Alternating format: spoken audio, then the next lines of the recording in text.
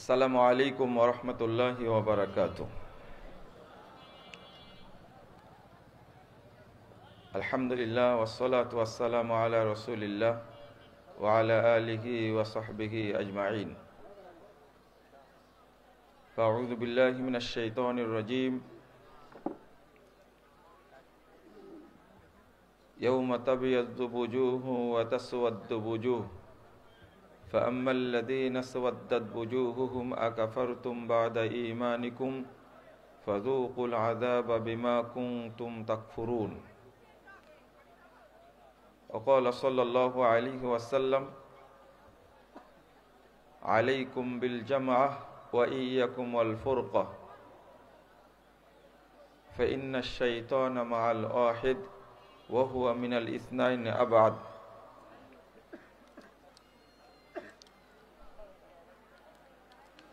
من أراد بحبوحة الجنة فليلزم الجماعة.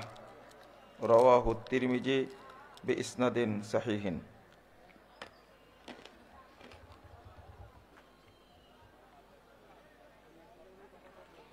وقال صلى الله عليه وسلم الجماعة رحمة والفرقة عذاب. رواه أحمد بإسناد صحيح. জমিয়ত চুব্বানে আহলে হাদিস বাংলাদেশ যশোর সাংগঠনিক জেলা কর্তৃক আয়োজিত 10ম জেলা সম্মেলনের সম্মানিত সভাপতি,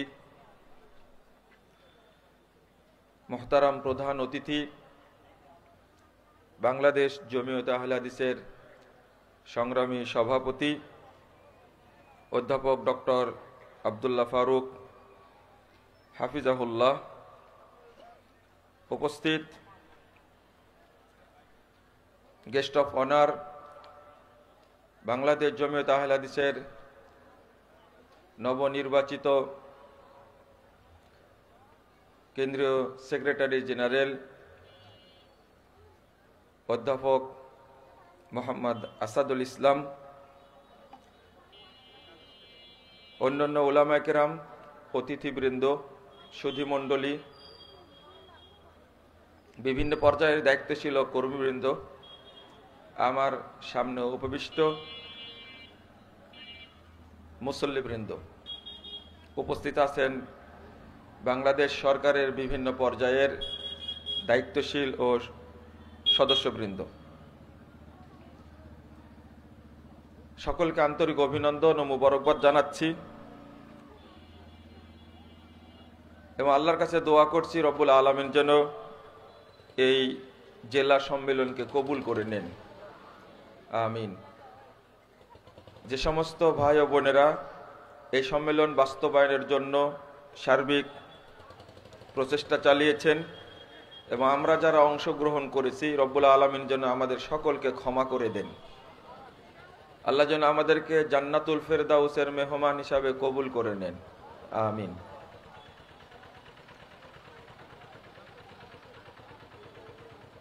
আহলুস সুন্নাহ ওয়াল জামাতের বৈশিষ্ট্যর ব্যাপারে আলোচনা করতে বলা হয়েছে। সব পয়েন্ট আলোচনা করা যাবে না, আমি হয়তো 2-1টি পয়েন্ট আলোচনা করব ইনশাআল্লাহ। আপনাদের বিনীত আহ্বান জানাচ্ছি, রাত যদিও গভীর হয়েছে, আপনারা ছড়িয়ে ছিটিয়ে না থেকে প্যান্ডেলে বসে আপনারা সংক্ষিপ্ত আলোচনা শুনবেন বলে আশা পোষণ করছি। প্রত্যাশা করছি আমাদের এই সম্মেলনের সমাপ্তিটা অনেক ভালো হবে ইনশাআল্লাহ। আমি ছোট ছোট কয়েকটা কথা বলিনি, কারণ আলোচনার প্রেক্ষাপটে এই আলোচনাটা একসময় আসবে, এই জন্য আগে বলে নিচ্ছি। এই ধরনের মাজলিসে, এই ঐক্যবদ্ধ একটা সুন্দর পরিবেশে অংশগ্রহণ করলে আল্লাহ আরশ থেকে বলেন, যারা এখানে অংশগ্রহণ করেছে আমি তাদের সবাইকে ক্ষমা করে দিয়েছি। আল্লাহ আরেকটি কথা বলেন, তাদের যত পাপ ছিল পূর্বের সমস্ত পাপকে আমি নেকি দ্বারা পরিবর্তন করে দিয়েছি। এরপরে আল্লাহ বলেন ফাআতাইতুহুম মা সালু, এখানে এসে তারা আমার কাছে যা চেয়েছে আমি তাদেরকে তাই দান করেছি। আরেকটি কথা বলেন ওয়া আজারতুহুম মিম্মাস্তাজারু, এখানে যারা অংশগ্রহণ করেছে, যারা কষ্ট করেছে, সময় দিয়েছে, এই কারণে আমি তাদের আমুলনামায় পূর্ণ নেকি দান করেছি।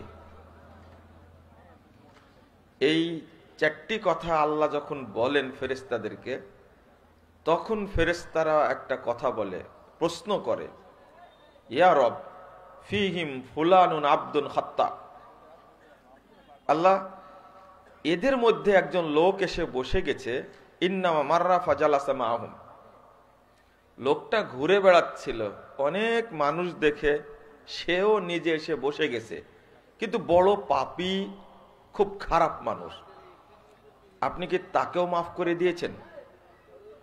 আল্লাহ বলছেন ওয়ালাহু গফারতু, আমি তাকেও মাফ করে দিয়েছি।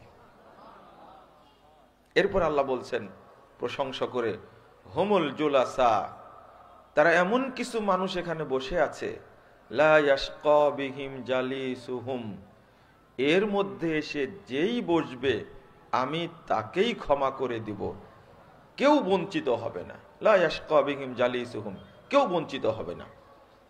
আশা করি হাদিসটি আপনারা বুঝেছেন। এক পর্যায়ে এটা শেষ অংশটুকু আসবে, আপনারা হয়তো তখন আরো ভালো বুঝবেন ইনশাআল্লাহ। আল্লাহ রাব্বুল আলামিন বলছেন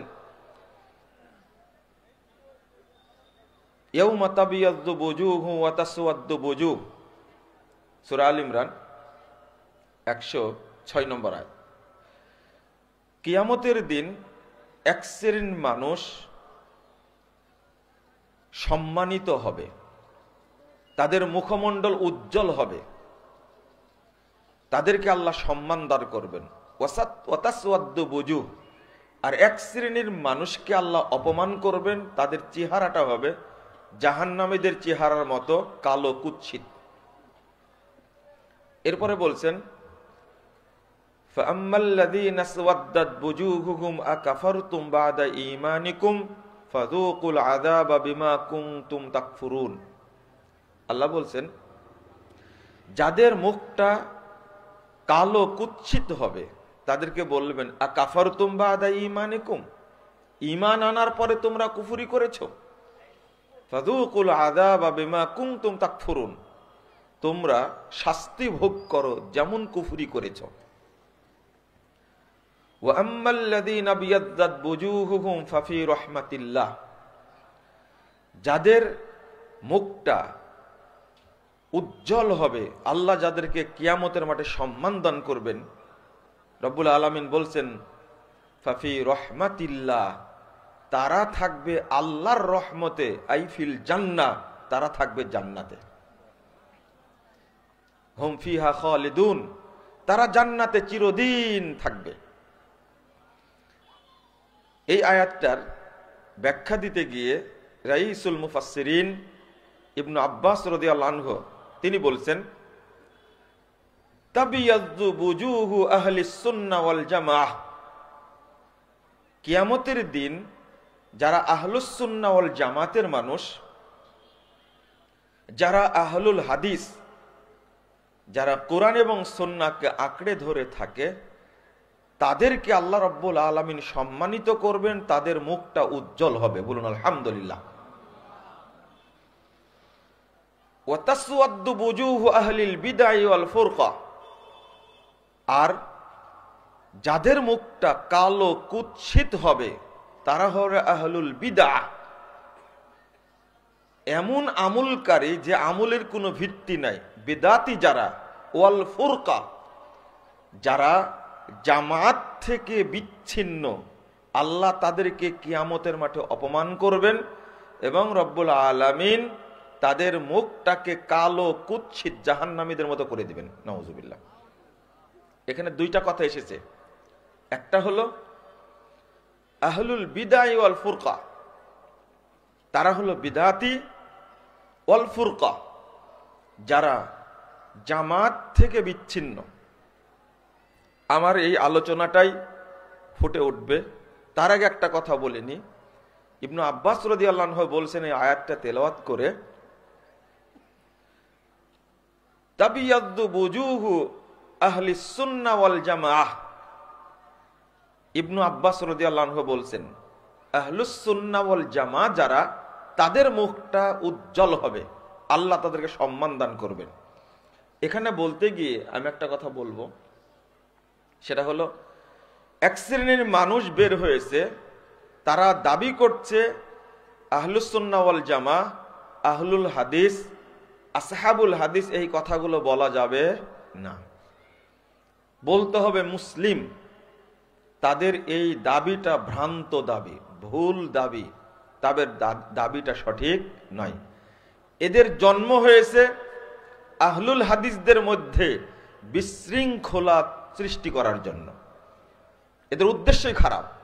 বলেন তো, ইবনু আব্বাস রাদিয়াল্লাহু আনহু, আচ্ছা ইবনু আব্বাস রাদিয়াল্লাহু আনহুর কথা পরে বলি। মুহাম্মদুর রাসূলুল্লাহ সাল্লাল্লাহু আলাইহি ওয়াসাল্লাম বলছেন যে আমার উম্মত বিভক্ত হবে ৭৩ দলে, আর বনী ইসরাইলরা বিভক্ত হয়েছিল ৭২ দলে। মানে মোট কয় দল হলো? আমাদের সাতাফতারিকু উম্মতি আলা সালাসাতি ওয়া সাবিনা বিল্লাহ, আমার উম্মত বিভক্ত হবে ৭৩ দলে। ওয়া ওয়াহিদাতুন ফিল জান্নাহ, তার মধ্যে একটি দল যাবে জান্নাতে। ওয়াহিয়াল জামাআহ, 4597 নম্বর হাদিস, আবু দাউদের মধ্যে এসেছে, সনদ সহিহ। আমি বুঝাতে পারলাম কিনা জানি না।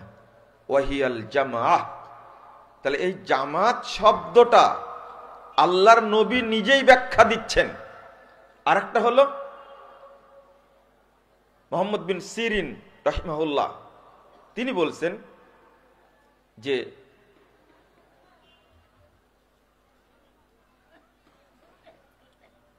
লাম্মা ওয়াকাতিল ফিতনাহ ক্বালু সাম্মু লানা রিজালাকুম, যখন লাম ইয়াকুনু ইয়াসআলুনা আনিল ইসনাদ, সহিহ মুসলিমের বর্ণনা। আগে মানুষকে সনদ সম্পর্কে জিজ্ঞেস করা হতো না। ফালাম্মা ওয়াকাতিল ফিতনা, যখন ফিতনার যুগ আসলো, ক্বালু সাম্মু লানা রিজালাকুম, তোমরা তোমাদের কাদের কাছ থেকে মাসালাটা বর্ণ করছো আগে নামগুলো বলো। ফাইন কানু মিন আহলিস সুন্নাহ, তা আহলুস সুন্নাহ ওয়াল জামাআহ কথাটা রাসূলের না? তো ওই হাদিস উল্লেখ করে তো আল্লাহ রাসূল বললেন না ওহুমুল মুসলিমুন, তারা মুসলিম। শোনেন, আহলুল হাদিসদেরকে ব্যাখ্যা শিখাতে যায়েন না, আহলুল হাদিসদেরকে দার্স দিতে যায়েন না, কারণ আপনার যুক্তিগুলো সব উদ্ভট শয়তানি যুক্তি। আহলুল হাদিসদের দলিল হলো সরাসরি আল্লাহর পক্ষ থেকে বিধান। আপনি এখানে লুকোচুরি করতে আসবেন না। দলিল না থাকলে কোন দিন আহলে হাদিসদেরকে ব্যান করে বাংলাদেশ থেকে তাড়িয়ে দিতেন আপনারা, এটাও আমরা জানি। আমি দুঃখের সাথে একটা কথা বলবো আজকে, সেটা হলো গত পরশুদিন গাইবান্ধা বিশাল প্রোগ্রামে দেখলাম বাংলাদেশ জাতীয়তাবাদী দলের এমপি প্রার্থী, তিনি আমাদের সম্মেলনে বক্তব্য দিলেন, ভোট চাইলেন। জামাতে ইসলামীর এমপি প্রার্থী, তিনিও ভোট চাইলেন। আজকেও 2 প্রার্থী এসেছেন, আর কোন প্রার্থী এসেছিলেন কিনা জানি না। ভোট আমাদের কাছে চাচ্ছেন, কিন্তু যখন আহলুল হাদিস মসজিদ মাদ্রাসার উপরে হামলা হয় তখন মুখটা বন্ধ করে রাখেন কেন?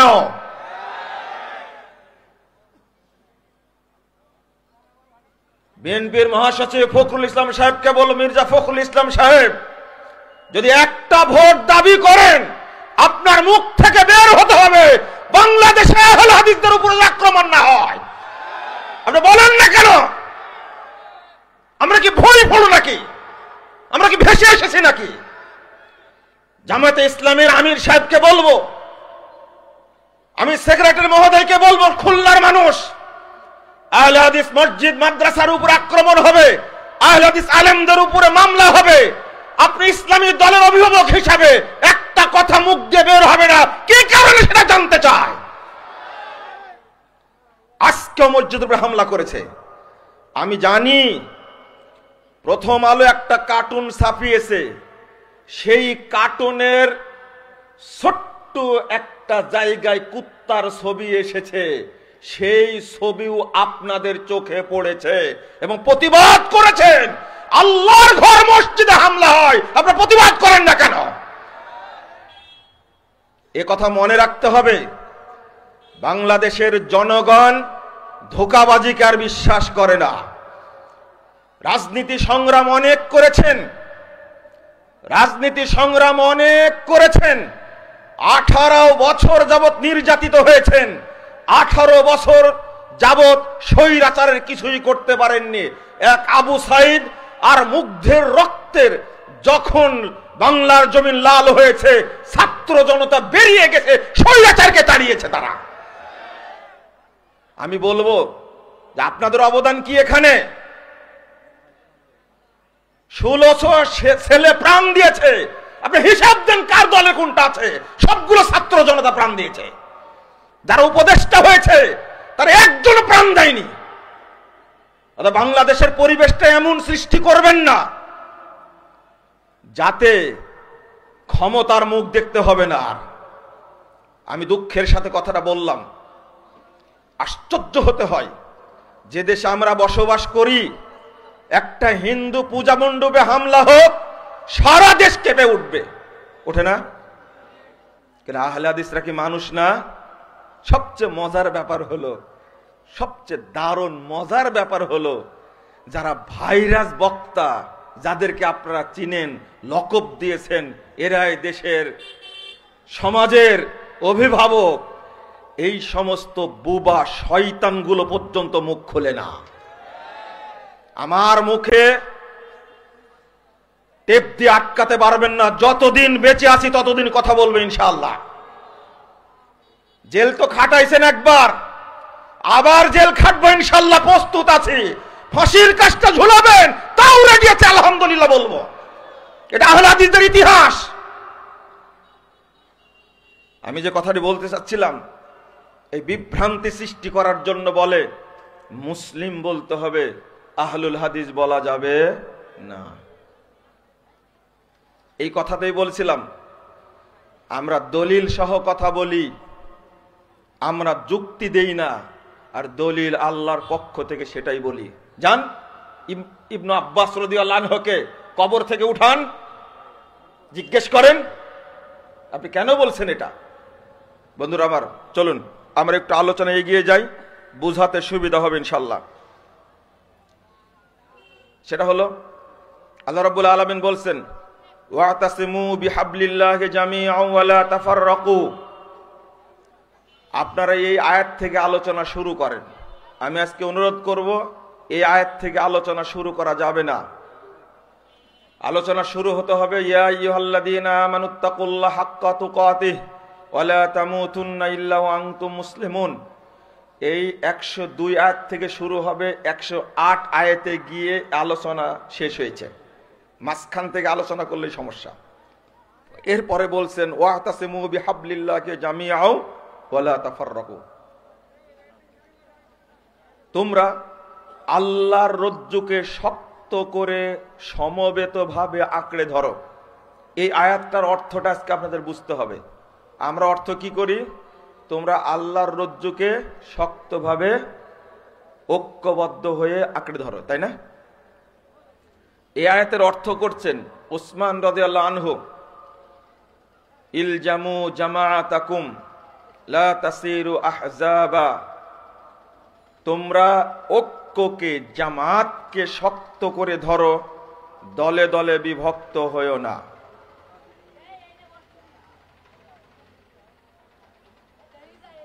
আব্দুল ইবনে মাসউদ রাদিয়াল্লাহু আনহু তিনি বলছেন, একটা কওল আসছে হাবলুল্লাহ আল কোরআন, কিন্তু তার 2-3টা বক্তব্য এসেছে। হাবলুল্লাহ আল জামাআহ, এক, হাবলুল্লাহ বলতে এখানে জামাতকে বোঝানো হয়েছে, ঐক্যকে বোঝানো হয়েছে।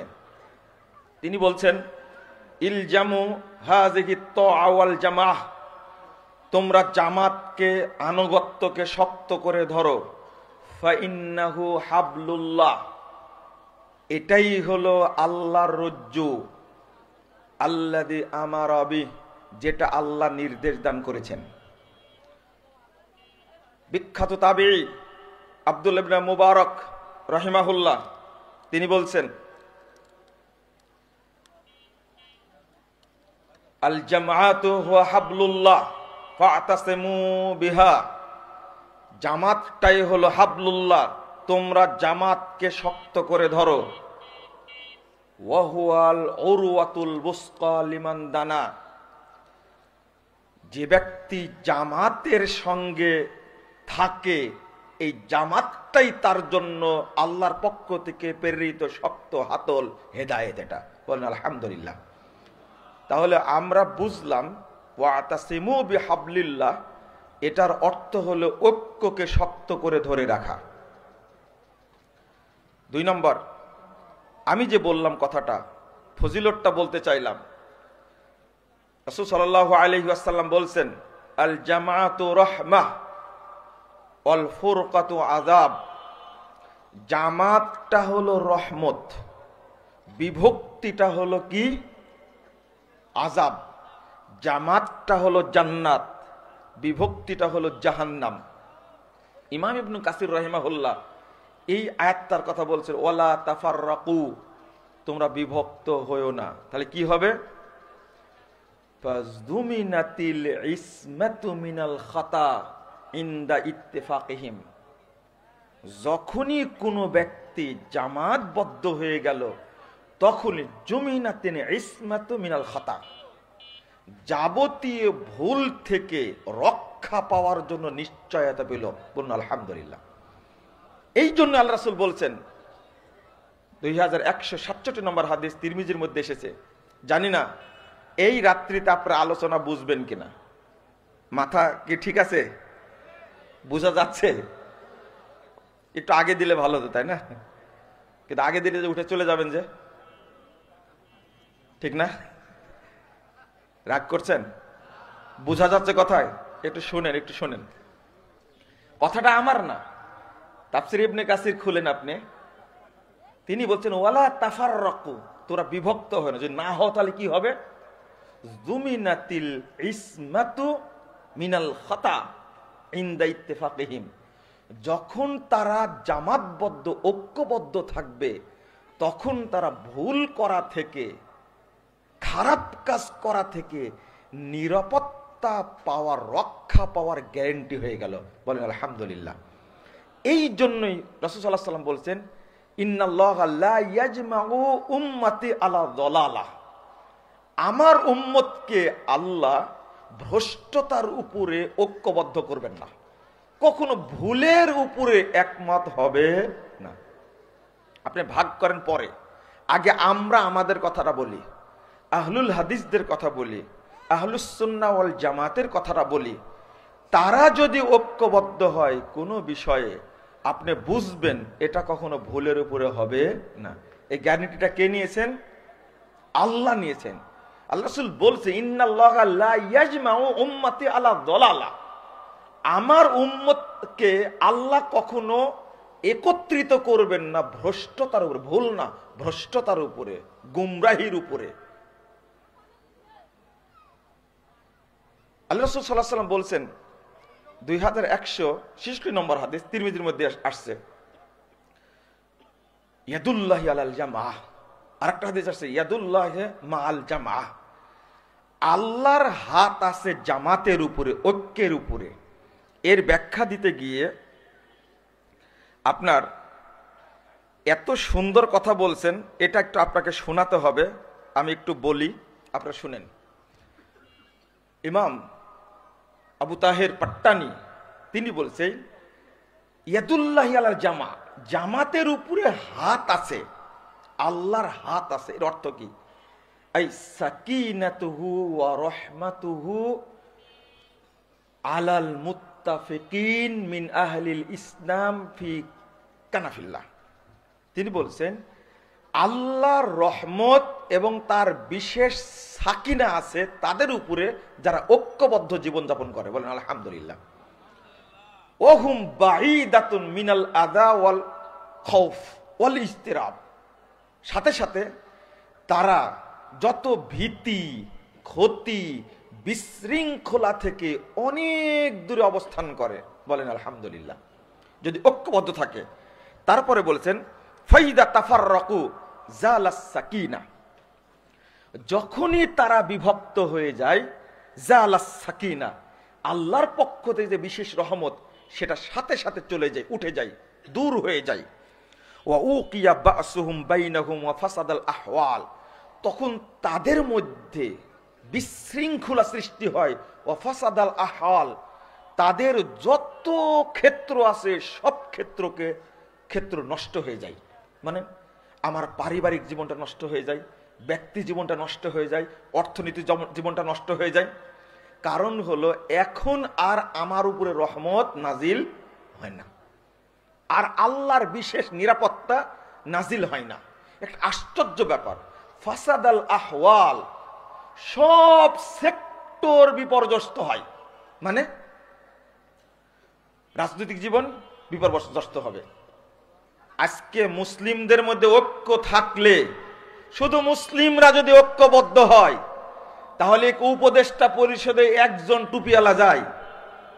বুঝেননি মনে কথাটা, তাই না? হ্যাঁ, যদি পার্সেন্টেজ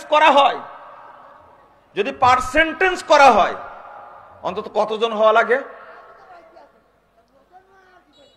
দুর্ভাগ্য হলো যে আশ্চর্য, যদি আমরা ঐক্যবদ্ধ থাকতাম কিন্তু এক এক পীরের এক এক মত, সবাই বিভক্ত, একজনের সাথে আর একজনের কোনো মিল নাই। এটাই তো প্রমাণ। আমরা রাজনৈতিক জীবনে ধরা খেয়ে গেছি, রাষ্ট্রীয় জীবনে ধরা খেয়ে গেছি। এদেশের 95% মুসলিমের দেশে আজকে রাজত্ব করছে নাস্তিকরা, তাই না? কি সুন্দর দর্শন দিচ্ছে। সংস্কার কমিশন গঠন করে যেটা জমা দিল, এইটা দিয়ে কুলুপ নিলেও পবিত্র হওয়া যাবে না। কেন জমা দিল এটা? সংস্কার কমিশনে যারা ছিল তারা এই দেশের মানুষ না, তারা জানে না। অধিকাংশ লোকই সমকামিতায় বিশ্বাসী, আস্তাগফিরুল্লাহ, নাস্তিক, অথচ তারাই দেশের হর্তাকর্তা। বেটা মৌলবীরা, তোমরা যদি মাজার নিয়ে, খানকা নিয়ে আর হায়েজের ফতুয়া, তালাকের ফতুয়া নিয়ে যে কামড়া কামড়ি করো, আগামী দিনে তোমার দেশটাকে লিবিয়ার মতো করা হবে, আফগানিস্তানের মতো করা হবে। তোমরা সোজা হও, আগে আসতে হবে কোরআন এবং সহিহ সুন্নাহর পতাকার তলে, এছাড়া বাঁচার কোনো পথ নাই। বাংলাদেশের মানুষকে আগে বিভক্ত করেছে বিভিন্ন টোপ দিয়ে, শয়তানের টোপ দিয়ে বিভক্ত করেছে, করে এক একজন এক এক নিয়ে ব্যস্ত। আরে আস্তে জিকির করবে না জোরে জিকির করবে, এটা নিয়ে দল হয়েছে, দুইটা দল হয়নি। আস্তাগফিরুল্লাহ, দুইটাই কোরআন থেকে দলিল নিছে। আবার এক শ্রেণীর মানুষ বের হয়েছে, হাদিস মানা যাবে না। যশোরের উৎপাতটা বেশি মনে হয়, তাই না?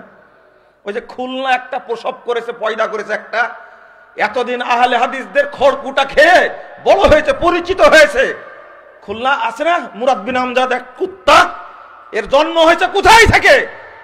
সেই কাবার কে বলে, আস্তাগফিরুল্লাহ, নাউজুবিল্লাহ, কাবার সাথে তুলনা করেছে, হাজরে আসওয়াদকে তুলনা করেছে মহিলাদের জনির সাথে। আস্তাগফিরুল্লাহ। এই মুরতাদটাকে আপনারা ধুলাই দিয়ে প্রশাসনে দিতে পারেন না? আপনারা কি মুসলমান? খুলনায় কোনো মুসলমান বাস করে না? এরাও বলছে হাদিস মানা যাবে না, শুধু কোরআন মানতে হবে। এর নাম দিছে আহলে কোরআন, এরা হলো আহলে কুফরান, হলো কাফেরের দলেরা। এই যে বিভক্ত সৃষ্টি করেছে, বিপর্যয় সৃষ্টি করেছে, কথাটা মিলে যাচ্ছে। যখন আল্লাহর রহমত উঠে যাবে তখন বিভক্ত হবেন না। এরপরে ইবনে আসির তিনি বলছেন, আন্নাল জামাতাল মুত্তাফাকাতা মিন আহলিল ইসলাম ফি কানাফিল্লাহ, ঐক্যবদ্ধ যেটা কাফেলা এটাই হলো মুসলিম জামাত ফি কানাফিল্লাহ, তারা আল্লাহর তত্ত্বাবধানে থাকে। ওয়া বিকায়াতুহু ফাওকাহুম, আল্লাহর প্রতিরক্ষা ব্যবস্থা তাদের উপরে থাকে। ওহুম বাইদুম মিনাল আদা ওয়াল খাউফে ফাকিমু বাইনা জহরানিহিম, তারা, কি চমৎকার কথা, তারা যাবতীয় ক্ষতি ভীতি বিশৃঙ্খলা থেকে অনেক দূরে থাকে। অতএব হে জনগণ, তোমরা জামাতের মাঝখানে অবস্থান করো। আর অন্যদের সম্পর্কে না বলে আমাদের কথাই বলি। আজকে আহলুল হাদিসরা যদি বিভক্ত না থাকতো, শয়তান যদি আমাদের উপরে ভর না করত, আহলে হাদিসদের উপরে এইভাবে নির্যাতন করতে পারতো না। শুধু এখানে না, যশোরে না, সারা দেশে। গতকাল একজন মানুষ বলছে, কত দুর্ভাগ্যের ব্যাপার, সমাজে মানুষই অল্প কয়জন, এর মধ্যে আরেকটা গ্রুপ আরেকটা মসজিদ তৈরি করেছে, এখন কোনো মসজিদে মুসল্লি হয় না। কথা কি বুঝতে পারছেন? মানুষের মনোবলটা দুর্বল করে দিল না সাথে সাথে।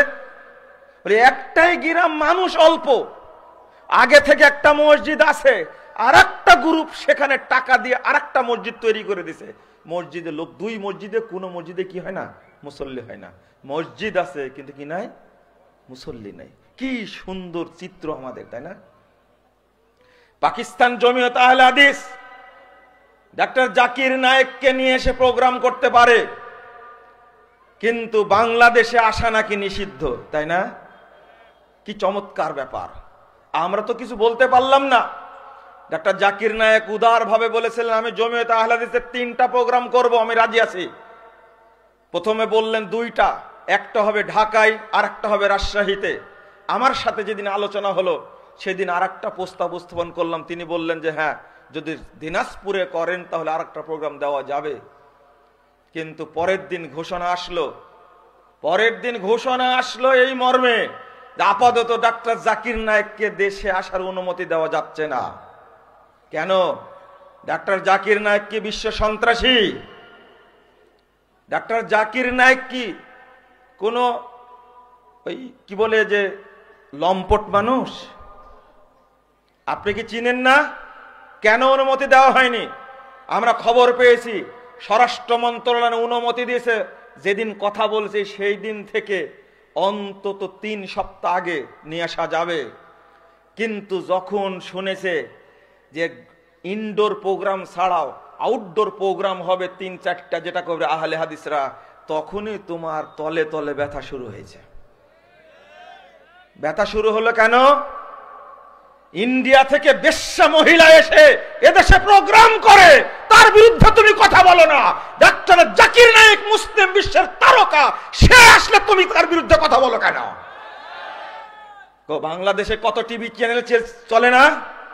এক জি বাংলা না জি টিভিতে বাংলাদেশের সংসার, কোটি কোটি মহিলার সংসার নষ্ট করেছে, কোটি কোটি যুবক ছাত্রকে নষ্ট করেছে। সেই চ্যানেল বন্ধ হয় না, বন্ধ হয় পিস টিভি, তাই না? কোন দেশে বসবাস করছেন আর আপনারা মনে করছেন? আচ্ছা বলেন তো, ডাক্তার জাকির নায়েককে নিয়ে আসতে পারবে না সরকার, এটা কি 3 সপ্তাহ আগে জানা ছিল না? এটা কি হয়? বুঝেন না মনে হয়, তাই না? তখন কি ইন্ডিয়া ছিল না? তখন কি বিশ্ব সন্ত্রাসী মোদি কসাই কি ছিল না? কথা কি বুঝতে পারলেন? আমার কথাটা বুঝেন। আগে যখন অনুমতি দিল তখন সন্ত্রাসী রাষ্ট্র ইন্ডিয়া কি ছিল না পাশে? তখন কি বিশ্ব সন্ত্রাসী মোদি এই কসাইটা কি ছিল না? ছিল। অনুমতি দিল কেন তাহলে? তখন কি তার সিদ্ধান্ত নেয়নি যে ফেব্রুয়ারিতে ভোট হচ্ছে? এই সমস্ত বাজে কথা, যে কথা আপনারা বললে ওজু নষ্ট হয়ে যাবে আপনার, এই কথা আপনারা বলেন কেন? কেন যে বন্ধ করেছেন আপনারা অনুমতি দেওয়ার পরে, সেটাকে বুঝার আমাদের বুদ্ধি হয়নি? আমরা কি দুধু খাই? হ্যাঁ, আমাদের গাল টিপলে দুধ বাড়ায়? এই রাজনীতি কাকে শিখাও? 2016 সালে পিস টিভি বন্ধ করা হয়েছে। কারা বন্ধ করেছে আমরা জানি না। 2010 সালের 31 আগস্ট এই দেশে আসার কথা ছিল ডাক্তার জাকির নায়েকের, আমাদের হোটেল টোটেল সব বরাদ্দ ছিল। আমাকে শিখাচ্ছেন আপনি, সরকার বন্ধ করেছে। তুমি একটা বুবা শয়তান। এই দেশের ইসলাম পন্থীরাই ডাক্তার জাকির নায়েককে আসা বন্ধ করে দিয়েছে। ওরা জানে আমাদের ব্যবসা 50% নষ্ট হয়েছে। জাকির নায়েক বাংলাদেশে পা দিলে আরো 50% যাবে, আমাদের ভিক্ষা করে খেতে হবে। এ দেশে মাজার পূজা থাকবে না, কবর পূজা থাকবে না, পীর পূজা থাকবে না, মানুষ আল্লাহর ইবাদত করবে। এটাকে আমরা জানি না, নতুন করে জানতে হবে। তবে বন্ধ করে যা ক্ষতি তোমাদের হয়েছে, আসলে এত ক্ষতি হতো না। মনে রেখো, ডিব্বাই বাড়ি দিয়েছো, এই সুগন্ধি সব জায়গায় গেছে। যাদের অন্তরে ইমানি মোহব্বত আছে তারা বুঝেছে যে এই ডাক্তার জাকির নায়েককে আসতে দেয়নি এই পাগড়ি পরা মাজার পূজারি, কবর পূজারি, পীর পূজারি শয়তানগুলো আসতে দেয়নি। ওটা বুঝে গেছে, ওটা আমাদের বুঝাতে হবে না। কিন্তু আমরা কি করলাম? জোরে তো ঠিক বলছেন, কি করতে পেরেছেন আপনি? স্বরাষ্ট্র উপদেষ্টা কি বলতে পেরেছেন? পররাষ্ট্র উপদেষ্টাকে কি বলতে পেরেছেন আপনারা? আজ পর্যন্ত মুরুদ হলো না আমাদের। শহরের উদ্যানে একটা সমাবেশ করব, সব দল করলো, আপনি পারলেন না কেন? আপনি গর্ব করেন আমরা হলাম সাহাবীদের উত্তরসূরি, আমরা খুবাইবের উত্তরসূরি, আমরা তারিক বিন জিয়াদের উত্তরসূরি, আমরা খালিদ বিন ওয়ালিদের উত্তরসূরি, ইমাম বুখারীর উত্তরসূরি, ইমাম আহমদ বিন হাম্বলের উত্তরসূরি, ইমাম মালিকের উত্তরসূরি, ইমাম আবু হানিফার উত্তরসূরি, আমরা ইমাম ইবনে তাইমিয়ার উত্তরসূরি, আমরা উপমহাদেশের সিংহ শাবক শাহ ইসমাইল শহীদ, সাইদ আহমদ শহীদ, আমরা তাদের উত্তরসূরি। মুখ দিয়ে বলি, কিন্তু সরাসরি স্পষ্ট ভাষায় ভূমিকা রাখতে পারি না। আমরা আজকে সবাই বিড়ালের মতো হয়ে গেছে। আমাদের দ্বারা আল্লাহ খেদমত নেবেন বলে মনে হয়? হ্যাঁ, জেল খাটাকে মনে হয় বড় অপরাধ, তাই না? আমাকে যখন গ্রেফতার করা হলো একটা মিথ্যা মামলা দিয়ে, তখন কিছু বুদ্ধিজীবী বলল কেন এত শক্ত কথা বলতে হবে? দেখছেন কত বড় বুবা শয়তান। কথা বুঝেছেন কি আপনারা? গ্রেফতার হয়েছে, মামলা হয়েছে। আপনাকে বলি একটা কথা, গাই বাছুর বুঝেন তো? গাই বাছুর বুঝেন? বুঝবেন না মানে আপনারা ভালো বুঝেন। আপনারা ডাক্তার জাকির নায়েক 2011 সালে আলোচনায় নিয়ে গেছিলেন, সবাই ছিল ষাঁড়, আমি ছিলাম বাছুর। জানেন আপনারা কি বুঝলেন? আপনারা কি জন্য বললেন কথাটা? আমি নাকি কথা বলতে জানি না, তাই না? আমার ভাষা ভালো না, তাই না? তা আমাকে নিয়ে গেলেন কেন? অন্তত এতটুকু বুঝেন, অন্তত এতটুকু বুঝেন, ভাষা বলার চেষ্টা করে খুব ভালো করে। হয়তো বয়সের কারণে মাঝে মাঝে একটু চেতে যাই, এটা দোষ আমার না, বয়সের দোষ। একসময় ঠিক হয়ে যাবে ইনশাল্লাহ। বুড়া যখন হবে তখন যা বলবো, যৌবনকালে তাই বলবো। আমার ইবাদতের মূল্য কি থাকলো? আমি আপনার মতো বুড়া নাকি? কথা কি বুঝতে পারলেন? আমি নাকি ভাষা বলতে জানি না। আমি একটা মাজার পূজারের বিরুদ্ধে কথা বলেছি, যেটা তায়েফে গাছ তৈরি, পুরানো বোরোর গাছ তৈরি করে পূজা করে সেই জায়গায়, ওইটা বলেছি, ওটা ভেঙ্গে দিয়ে চলে আসছি। এটাই ছিল অপরাধ নাকি? আমাকে হত্যা মামলায় ঢোকাই দিল, এখনো সেই মামলা নিয়ে ঝুলছি আমি। আর আপনি বুদ্ধিজীবী শেষে গেলে শয়তানের মতো। কি দরকার ছিল এইভাবে কথা বলা? মাজার পূজার বিরুদ্ধে কথা বলতে হবে? কথা কি তোমার বিরুদ্ধে বলবো? আপনার বুদ্ধিজীবী সাজার কি দরকার আছে? আমি জেলখানায় পচে মরে যাই, যদি আপনি আবার এত বড় বুদ্ধিজীবী হন, আমার সম্পর্কে কথা বলার দরকার নাই। আমার জেল লেখা ছিল, আল্লাহ তকদির, আল্লাহ লিখে রাখছিল। আমি জেলখানায় গেছি, জেলখানায় গিয়ে আমার ক্ষতি হয়নি, আমার অনেক উপকার হয়েছে, আলহামদুলিল্লাহ। আপনি এটাই ভয় করেন। আপনি জানেন না চোর জেলখানায় গেলে কি হয়ে বেরিয়ে আসে? আপনি ভয় করেন কেন? আপনি ভয় করেন কেন? আপনার না তো মামলাও হয়নি, পুলিশও খুঁজেনি। দুর্ভাগ্য আমাদের, আজকে একটা শক্ত অবস্থান জানাতে পারলাম না, শুধু অনক্যের কারণে। প্রচেষ্টা কি ভিতরে ভিতরে হয় না? আল্লামা আব্দুল্লাহ আল কাফি আল কুরাইশি সাহেব যখন চলে গেছেন 1960 সালের 4 জুন চলে গেছেন, তখন কোন অনক্য ছিল? তখন বিভক্তি ছিল?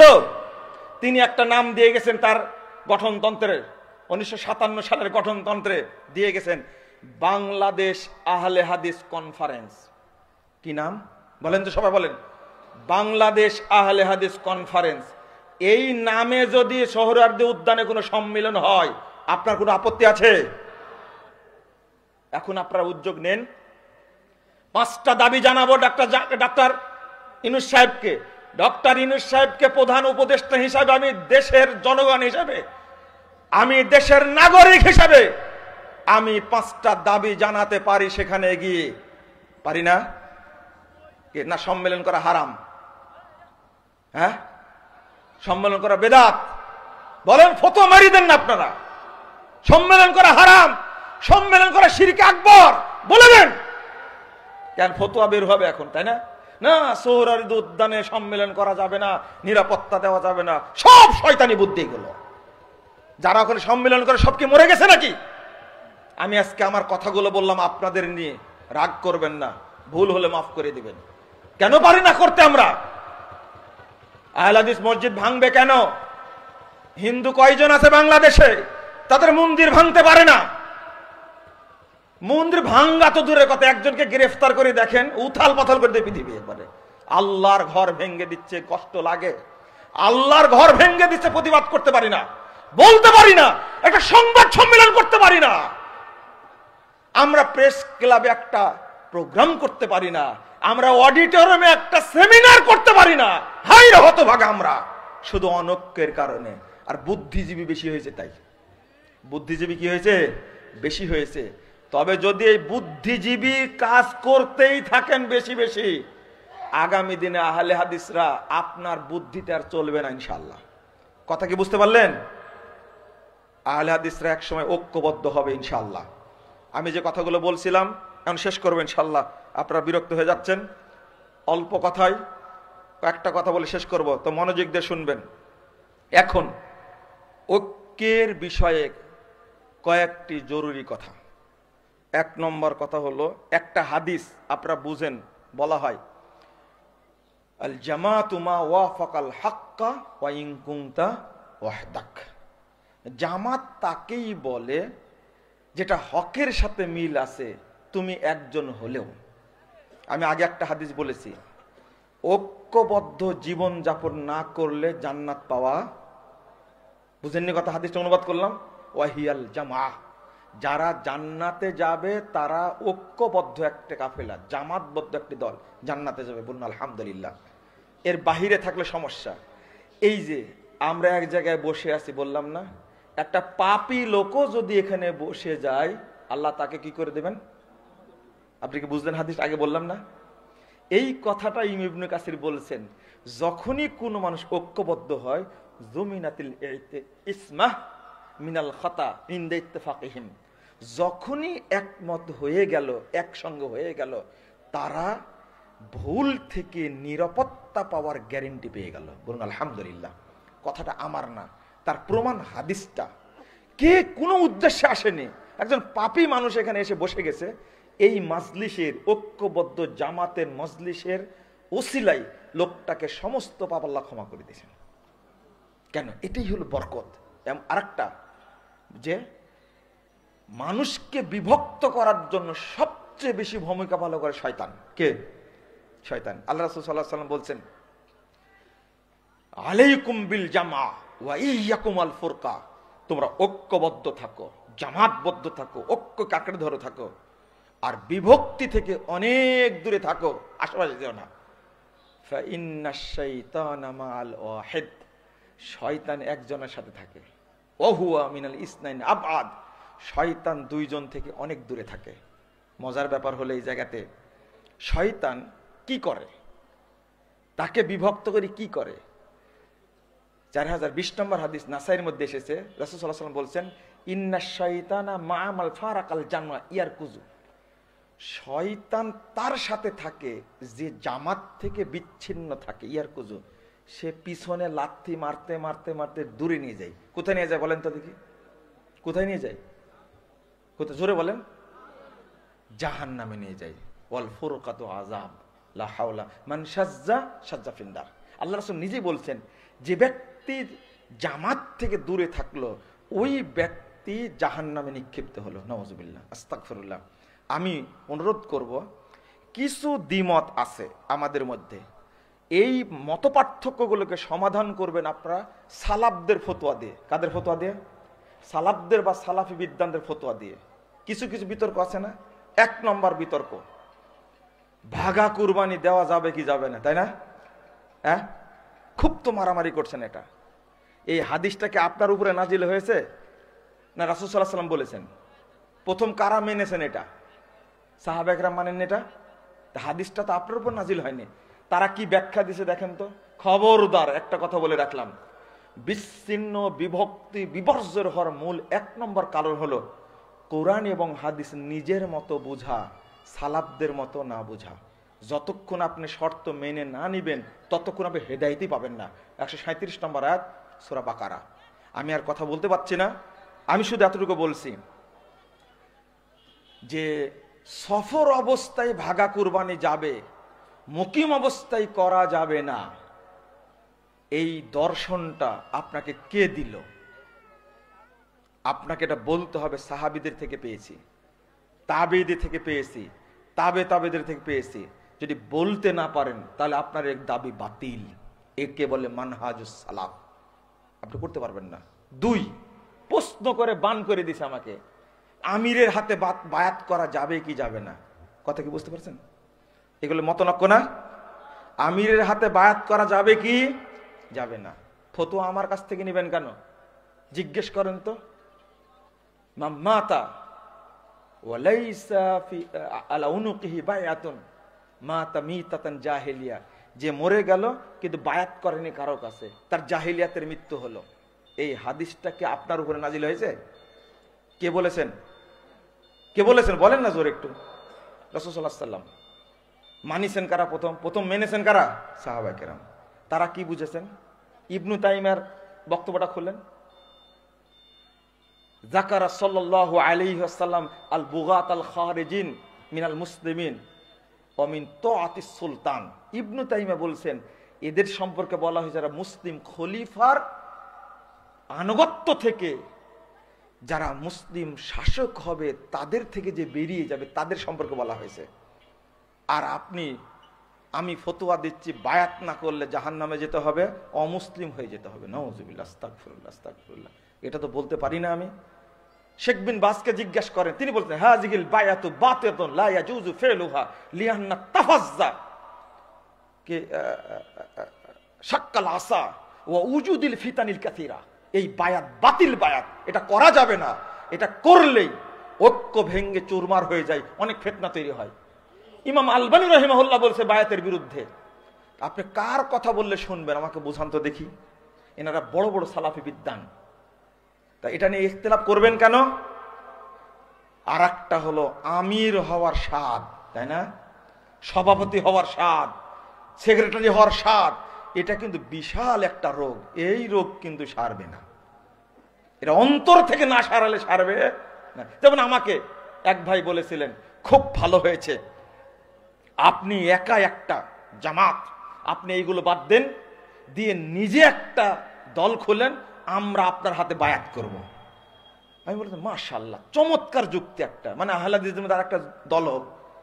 আচ্ছা, হিরো আলমের যদি কিছু মুরিদ থাকে, চামচা থাকে, আমার কিছু চামচা নাই নাই বলছে যে না আপনি জমিয়তে আহলে হাদিসের সাথে কাজ করছেন, এটা আমার কাছে ভালো লাগছে না, আপনি একা 100। আমি বললাম যে শয়তান আপনাকেই পেলো এই প্রস্তাব নিয়ে আমার কাছে আসার জন্য। মানে আরেকটা দল হলে আরেকটা লাভ আহলে হাদিসের, তাই না? আরেকটা লাভ। কেন দাওয়াত দিলে এক জায়গা হতে পারি না আমরা? আলেমদের এই সবচেয়ে বড় দুর্বলতা। মরতে হবে আমাদেরকে। বাংলাদেশ আহলে হাদিস কনফারেন্স হবে, আয়োজন আপনি করেন, সব আলেম উলামা থাকবে, আহলে হাদিসরা সবাই থাকবে। আপনারা কি একমত? একমত আপনারা? কেন পারবো না? সবাই একমত। জনগণের মধ্যে ঐক্য আছে, কিন্তু আমি ফতোয়া দিব এদের সাথে যাওয়া যাবে না। ফতোয়া কে দিল? আলেম না জাহেল? কে ফতোয়া দিল? আলেম না জাহেল? আলেম ফতোয়া মেরে দিল এক ফতোয়াতে। ওই যে দুরন্ত মুফতি উড়ন্ত ফতোয়া দিয়ে দিগন্তে বিলীন হইয়া যায়। লা হাওলা ওয়ালা কুওয়াতা ইল্লা বিল্লাহ। আমি আপনাদেরকে অনেক কষ্ট দিলাম, আমাকে মাফ করে দিবেন। আসলে বক্তব্যের পর্যায়টা। আমার প্রশ্ন কেন?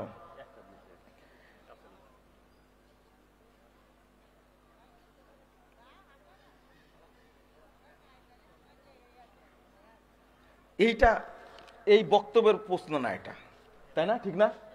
ওটা পরে জানবেন। এটা যার প্রশ্ন তিনি আমার কাছে জেনে, এটা একটা সামগ্রিক প্রশ্ন না, আপনার ব্যক্তিগত প্রশ্ন আমার কাছে জেনে নেবেন ইনশাল্লাহ। এটা এই সামগ্রিক বক্তব্যের উপরে সামগ্রিক প্রশ্নের উত্তর দিতাম। রাত অনেক হয়ে গেছে, শেখকে নিয়ে আসেননি কেন?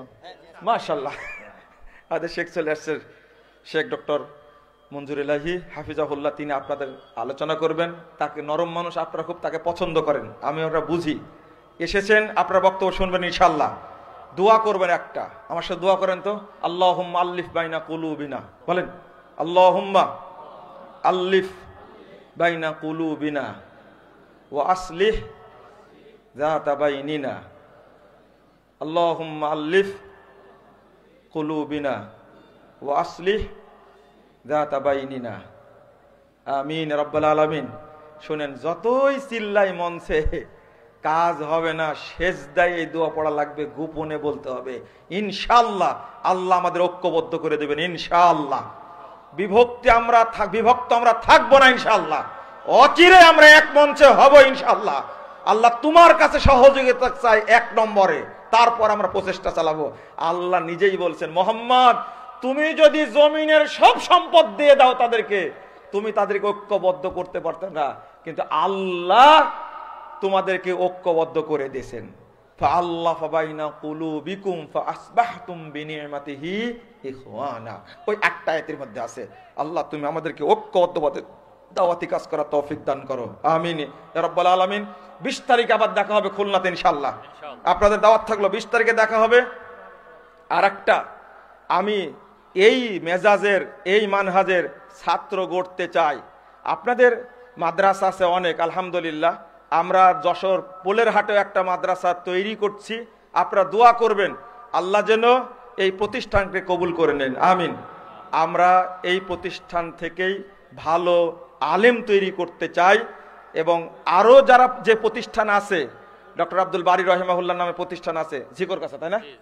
আমরা প্রতিষ্ঠানগুলোকে সুন্দরভাবে সাজাবো, অচিরে ইনশাআল্লাহ প্রতিষ্ঠান ভালো পরিচালিত হবে। আপনারা দোয়া করবেন। আল মাহাদ সালাফি, এটা বলতে ভুলে গেছিলাম, জি আল মাহাদ সালাফি খুলনা, ওটা তো 20 তারিখে বলবোই। ও আচ্ছা আচ্ছা, এটা মুআদালাভুক্ত প্রতিষ্ঠান, মদিনা বিশ্ববিদ্যালয়ের সাথে শিক্ষা নিবন্ধন চুক্তি হয়েছে আল মাহাদ সালাফি। এখানে আমারও একটু ভূমিকা ছিল, আলহামদুলিল্লাহ। আল্লাহ যেন প্রতিষ্ঠানকে কবুল করেন, আমিন। জাযাকুমুল্লাহ খায়রান। এই যশোর জেলা সুব্বানকে আন্তরিকভাবে অন্তর থেকে অভিনন্দন জানাচ্ছি। আবারও তাদের সাহস দেখে আমি অভিভূত হয়েছি। এই যশোর সুব্বানকে আল্লাহ কবুল করে নিন, আমিন। আগামী দিনে আরো ভালো প্রোগ্রাম দেখার ইচ্ছা এবং প্রত্যাশা রেখে শেষ করছি। বারাকাল্লাহ ফিকুম ওয়া জাযাকুমুল্লাহ খায়রান।